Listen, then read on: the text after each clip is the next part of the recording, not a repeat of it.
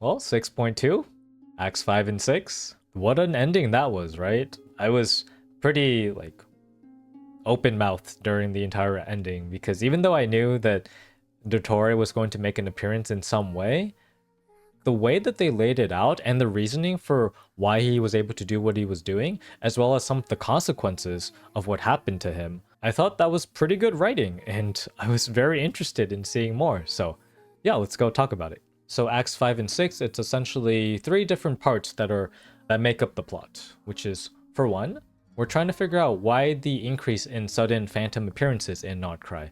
If we try to influence them, we can find clues as to exactly what happened in the past. The second part is about Columbina's arc, which is both her physical and emotional instability with being in Teyvat. So she physically is struggling to be here, even though she wants to go to the moon, and emotionally, she's still trying to figure out her place in this world.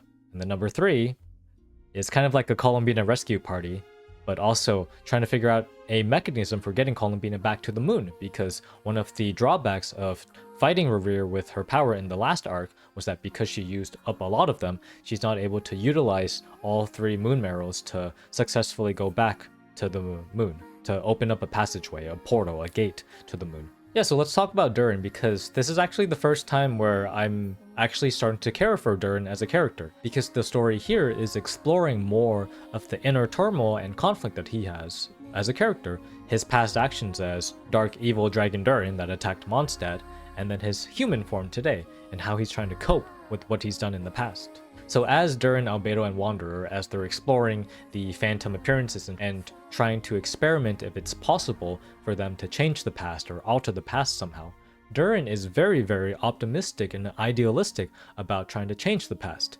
Even though he's repeating things 39 times, 50 times, and the same result keeps happening, he's still stubbornly trying to find different ways to change the past because he doesn't want those past phantoms, humans, to go through the attacks that they actually experienced. I think this was a good way of exploring Durin's own personal conflicts because of how his past actions as evil Durin attacking Mondstadt, how it relates to what he's seeing right now with all of the phantom monsters attacking the phantom humans. He asks himself, hey, is this what it was like when I was attacking the Mondstadt humans? And the fact that he feels so overwhelmed and so disgusted by these actions, and then it's like there's some inner turmoil with trying to accept, the actions that he's done in the past. I kind of like to think that a part of why he's trying so hard to change the past is that it's a way of rejecting the atrocities that he's done in the past of attacking Mondstadt. So I think that's a very cool way to explore, right, furthering the plot of using this phantom appearance as an experiment to try to explore Durin's own inner conflicts as well. It's interesting, and they're able to change the past because, as we know, even though things are set in stone in irminsul, there are ways to disrupt what's happened in the past, namely with abyssal energy, with forbidden knowledge, because that can corrupt irminsul and that can change exactly what happened. So because Durin has abyssal power, he's able to channel some of it and actually influence what is happening in the past. Even though the end result tends to stay the same, they do find a breakthrough in the experiment because they're able to influence some aspects of it, even interacting with some of the phantoms. So that's a big breakthrough, and even though they don't change the entire fate of what happens, if you do enough of those variables, if you introduce enough variables, you can exactly change, as we see with Dottore at the end of the quest. Albedo, Durin, Wanderer, their roles into the phantom experiments, it was a good way to justify them in the story, so I thought that was pretty good. Okay, and now moving on to the part about trying to find Columbina where she is and then figuring out a mechanism for getting her back to the moon. We get help from Alice, whose introduction makes perfect sense with everything that I've learned about her so far. She's quirky, she makes fun of people, she likes to play these riddle games, which I thought actually was pretty good as to the whole finding Columbina's name. I thought that was pretty well done.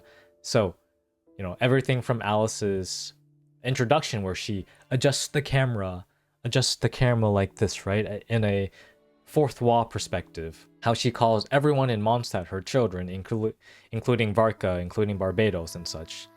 And then even just her overall playfulness, I thought fits a lot in with her character. And I like that even though she's a very strong mage, she can't solve everything, which plays into what happens at the end with Dottore. No, and she says that in order to find out where Columbina is, we need to find Columbina's true name. We need to find a way to sustain Columbina, and having a name is a way of sustaining someone to a certain place. She asks us to go find Nicole, N, the other Hexenzirkel mage, who's going to go help us with this. So Nicole, she is a mute character, so she talks with her mind. I think that there's a lot of avenue to explore here with both comedic effects, with also just about like personal effects, because you can imagine that being mute, there could be a lot of opportunities you're missing out on. We saw this with how Columbina wasn't able to listen to anything Nicole was saying because Nicole was projecting to everyone that was physically present, but not Columbina, right? So there are a lot of aspects that we can explore there if they choose to explore Nicole as a character, which I assume they will because she'll likely be playable. But yeah, we have two mages present. I think that it can be a little dangerous if we don't introduce more antagonists, as I've been saying for a while, but they suppressed their roles. The game, the plot wasn't made easy mode because of them, right? There were still a lot of learnings that the characters had to do in order to resolve the plot. So yeah, I think having the introductions of Alice and Nicole, yeah, pretty cool. Not bad. The overall timeline and lore is that Nibelung created the three moon goddesses in order to govern the physical aspects of Teyvat. It's what helped keep Teyvat in check, keep things going in Teyvat. The primordial one came to Teyvat, defeated Nibelung and the seven sovereigns, and decided to keep the moon goddesses, saying that, oh, they're not really much of a threat. It's kind of nice having them around, because they make this planet happy. So when Nibelung brings back abyssal power to Teyvat to try to fight the primordial one again, this is called the War of Funerary Flame, and this is where stuff really goes bad. So pretty much Nibelung, he was pissed that the moon goddesses weren't helping him and the seven sovereigns combating the heavenly principles, so he decided to imprison them and use them as weapons. Eventually Nibelung and the seven sovereigns lost again. The heavenly principles said, oh my gosh, these moon goddesses are weapons now? Okay, get them out of here. He shattered two of them, so they were both broken, the eternal moon and the iridescent moon. And the frost moon, Columbina's moon, he just yeeted out beyond the false sky. So that's why, there's a false moon here, but then the actual moon is still beyond the false sky.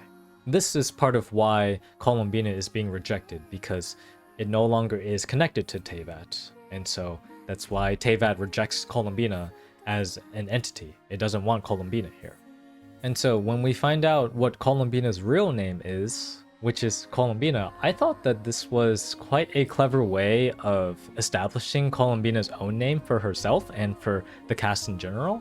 Because even though Columbina is associated with the Fatui, and she wasn't treated the best in the Fatui, even though Kuthar is associated with people forcibly praying and worshipping her, the meaning of a name is given by other people, the people who call you by that name.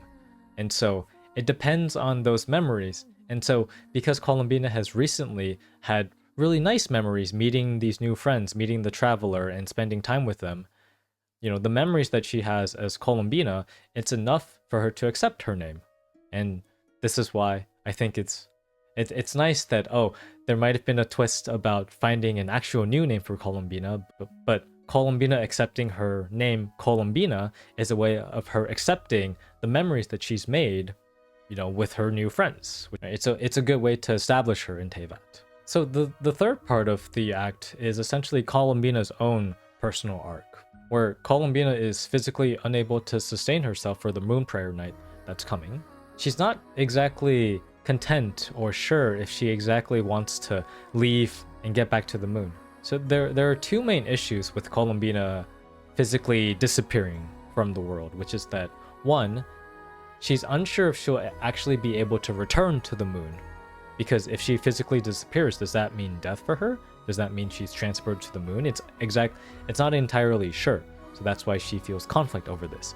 The second conflict is that she doesn't really get to say goodbye, or she's gonna regret not having spent more time with her friends or in Nod-Krai.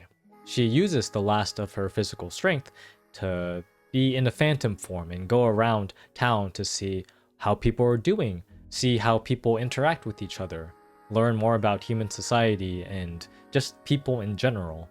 Right? Some of the lessons that she learns is that you can make jokes with your friends, right? When she sees how her friends really care about her well-being and value the memories and times that they've spent with her, those moments are what enables her to accept that this is a place that she wants to be in, that she does want to spend more time in Nod-Krai, which I think is really nice because it directly conflicts with her innermost desire to return to the moon. She has this innate desire of returning to the place where she was born. Technically, she was born here, right?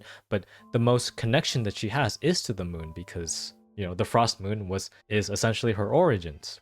And so I love that it shows how, even though she really wants to go back to the moon, there's a part of her that wants to stay in Nod-Krai and spend more time with her friends, with her family. I like seeing how characters go through conflicts like those, right? When a character has conflict in their own inner hearts, it's usually a good thing to explore in storytelling and stories in general. She's sitting in the background listening to things, right? But even though people don't know that she's there, but people do say things that, that despite Columbina not being there, they still say nice things about her, and that really does convince her that, these people here are worth it, and that it is a good thing that she spent time here. So that's why that when we do physically sustain Columbina now, with everyone accepting the name Columbina and herself, Columbina Hyposelenia, which I think is a really cool name, like Hyposelenia, under the moon, born under the moon. Very, very beautiful, cool name, fitting of Columbina's character. I like that there's this reward for her character journey where where we have the moon prayer night and she goes to each of the different booths. And even though she knows that her time left in Nod-Krai is short because they have found a mechanism for her to get back to the moon, she still genuinely goes through and has a heart-to-heart with everyone that she's met so far. Really like saying the last goodbyes to each other. I thought that the most genuine connection was her interactions with Sandrone. The story was really pushing for the Traveler and Columbina as like a pair, even like a romantic pair or whatever. Like that stuff is whatever to me, but it's really like Sandrone and Columbina's relationship that I thought was the most impressive, that I thought was the most sincere, because it plays to both of their characters. On one hand, you have Columbina learning to tease Sandrone because of how she saw friends teasing each other before. And so she wants to do that. And then you have Sandrone, who's keeping up her little tsundere act. But we both know, everyone knows, that all of those past actions of Sandrone talking to Columbina, having tea parties with Columbina, okay, while Sandrone may be putting up an act that, oh no, I don't really need you here. But it's like, we all know that they genuinely enjoyed each other's company. So when Columbina hugs Sandrone for the last time, I thought that was a very powerful moment, and Sandrone really thinking, I'm actually gonna miss you too. This is actually quite sad. So I just enjoyed that interaction a lot. Just as Columbina has said all of her goodbyes and is ready to go back to the moon, the writers remembered, wait, we need to market Columbina for the next update when she releases as a playable character. Wait, we can't have her go back to the moon just yet because we won't be able to market her that way. And so we have to figure out a way to keep her in the story. And there he is, Mr. Dottore, trying to get all of the powers of all three moons, which was really well done. So Dottore was foreshadowed throughout the entirety of Nod-Krai, throughout the entirety of the Act 5, where Wanderer is here because he wants to investigate Dottore. You had Sandrone and Arlecchino saying, yeah, Dottore was here, but he hasn't really made any public move since, but he's definitely up to something still. Essentially, yeah, in the background, Dottore was using the Phantom experiment. He was causing a disruption at Teyvat's borders with a leak in abyssal presence to distract the Hexen Circle so he could do his own thing, so that he could find time and the ability to essentially capture Columbina and utilize all of the moon marrows for himself. Dude, he's able to like snap his finger and then everything in Teyvat pauses, which is like insane. Of course the Traveler is immune because, it's the Traveler, but like the fact that Dottore was able to harness that kind of power is pretty sick. Like he still feels like the most threatening character so far, even more threatening than Rerir. And Columbina, of course, she knows that Dottore is able to do this because he's captured her, and so Columbina, being the person that she is, decides to put herself out of the battlefield, decides to put herself out of contact from anyone, and puts herself through the Moon Gate, the same place where Rerir and Tholindis supposedly are right now. So I'm sure we're going to have some interactions with them in the next update. There could be a enemy of my enemy is my friend kind of deal, where maybe Rerir and Columbina, they work together. Maybe Tholindis is involved. There'll be some kind of closure that I would expect. So I thought that was pretty cool. One of the most noticeable parts for me when Columbina banished herself to the Shadow Realm was that it seemed like the power that Dottore was using, it seemed to start rejecting him, to start controlling him, because Columbina was no longer there. I thought that that was a nice way to establish that there are consequences with trying to harness the powers of, you know, these primordial powers. That even though Columbina is gone, Dottore is not just some insane immortal god that can do whatever he wants. There are still consequences with innate powers trying to combat him. So I thought that was pretty cool. I'm sure it's going to come back in a different way. Maybe like the Heavenly Principle starts to wake up because the Three Moons is being active again, something like that. But yeah, Dottore, threatening character. Pretty good, pretty good. So he disappears, Columbina disappears, and everyone is left going, oh, it's my fault that Columbina is unable to go back to the moon. It's my fault that Columbina is trapped somewhere now. And so it sets up the future arcs, which I assume is going to be find a way to get Columbina, which is going to be trying to find like more information about the moon gate that Tholindis was operating. So that'll be their ticket to opening some path between Columbina and them.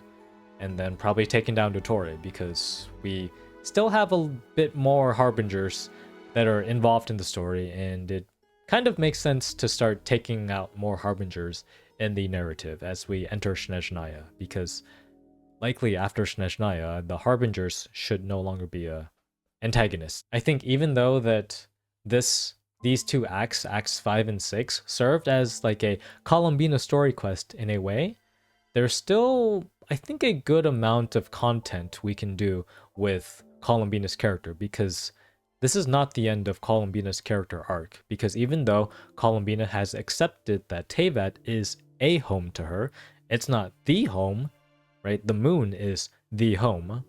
It still leaves us questioning what is exactly on the moon? What is exactly going to happen when Columbina gets to the moon? And will she even accept it there, right? So there's still more stuff to explore. I'm assuming they're going to do that in the next update.